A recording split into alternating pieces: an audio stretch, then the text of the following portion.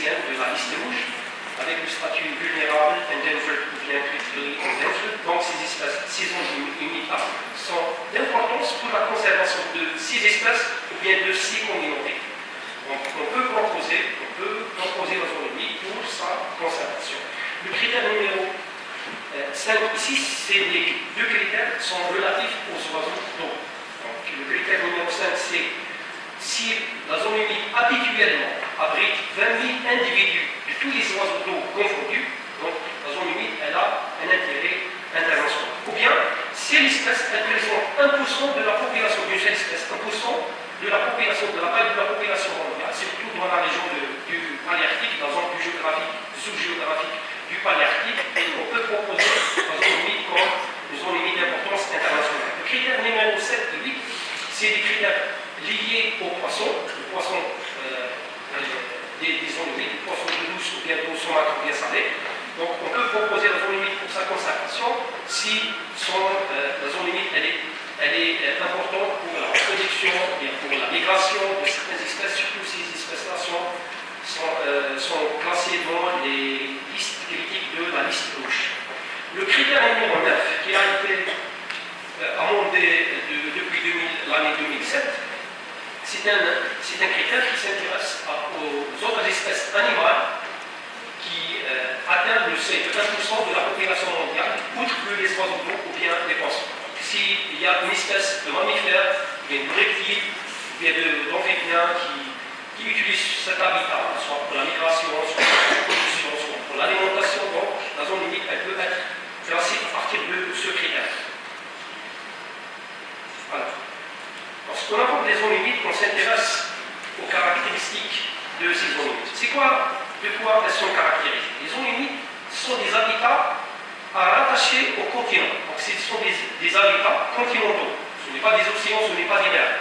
Mais ils sont caractérisés par la présence de l'eau. Ce sont des écosystèmes continentaux où il y a la présence de l'eau. Donc c'est des écosystèmes qui sont dans deux biotopes différents. Un biotope aquatique et un biotope terrestre. C'est la combinaison, ou bien c'est l'hypothèse de deux types de compartiments différents. Donc ils sont caractérisés par la présence d'eau. Zone humide, c'est l'humidité, c'est l'eau.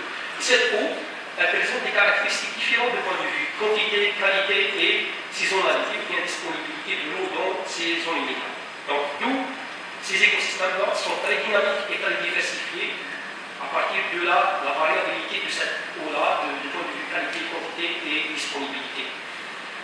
Ce sont des écosystèmes qui présentent une grande dépendance vis-à-vis de leur environnement, surtout l'aménagement du bassin versant, parce que le bassin versant a influence directe sur la qualité et les paramètres des zones humides. Donc, d'où la fragilité de leur équilibre écologique. Les zones humides sont les écosystèmes les plus productifs à l'échelle mondiale.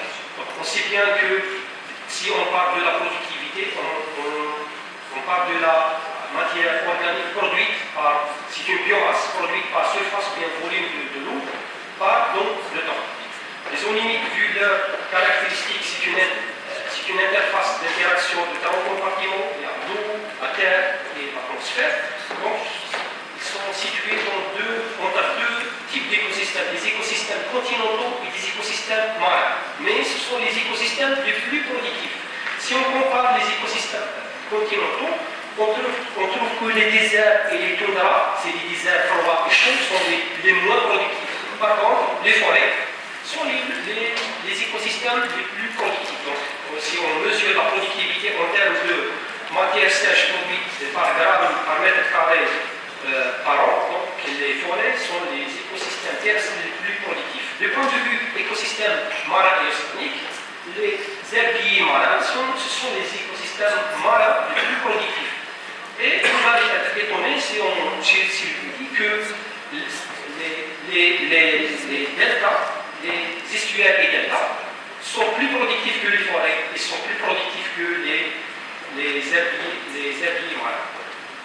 L'homme s'intéresse à ces zones humides particulièrement pour différentes utilisations.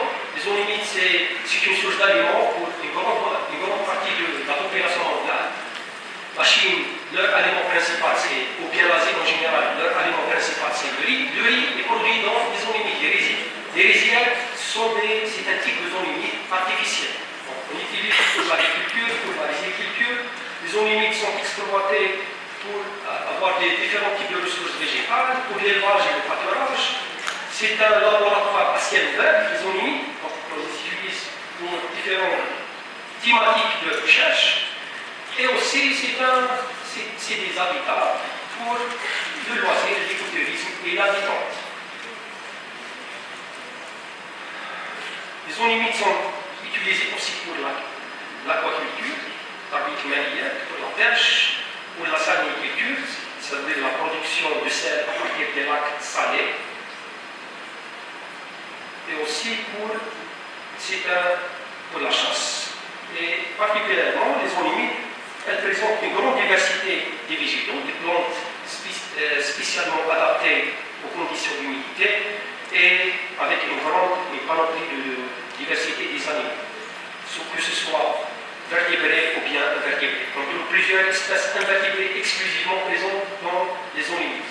Nulle part ailleurs. Par exemple, les autonautes ou bien les éphéméroptères, les éphémères, sont des insectes qu'on les rencontre exclusivement dans les zones limites. Les poissons, si je dis les poissons d'eau douce, automatiquement, c'est les zones limites. Que ce soit des rivières, lacustres ou des rivières nautiques, c'est des zones limites. Les amphibiens, les oiseaux, certains oiseaux d'eau, donc la convention de Ramsar a été établie particulièrement pour la protection des zones limites qui représentent un habitat pour les oiseaux d'eau.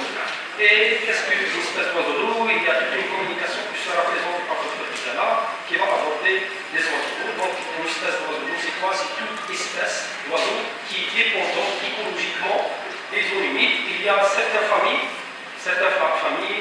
toutes les espèces qui appartiennent, la majorité des espèces qui appartiennent à ces familles-là sont des oiseaux d'eau. Alors, lorsqu'on dit fonction, service rendu, fonction, service et valeur des zones limites. Donc, les zones limites, elles ont plusieurs fonctions et on peut tirer plusieurs valeurs de ces fonctions-là. C'est quoi une fonction des zones limites? On veut dire par fonction, c'est le rôle que joue le milieu, le rôle que joue la fonction. Par exemple, une enquête en pluie, l'absorption des nutriments, c'est un réservoir de biodiversité, formation paysagère, particulière, etc. Les services, c'est quoi un service? Les zones limites, c'est le service, c'est le bénéfice potentiel que l'on peut tirer de cette fonction. Par exemple, le traitement du flux, c'est la fonction, le service, c'est la protection contre les zones